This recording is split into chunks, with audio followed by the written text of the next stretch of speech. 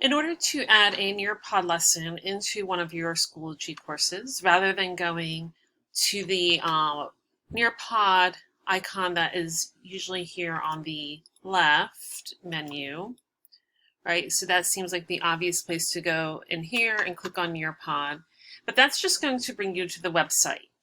What you actually want to do is go to Add Materials within the course or folder where you want to place the Nearpod lesson. And then from here, choose Nearpod. That will open up your Nearpod library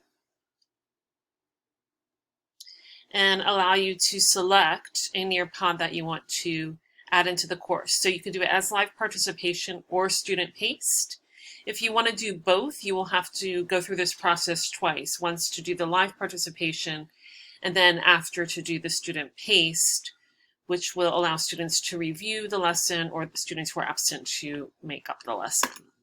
So once I click on that, I choose which one I want, and then it inserts it with one of those yellow app icons there, and it is now available there in the Nearpod.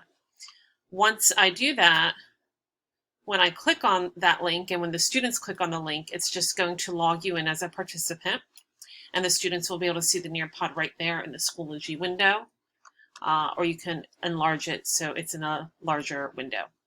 And that's how you simply go through the lesson. Here, obviously, I'm logged in as teacher, so I can see some of those controls.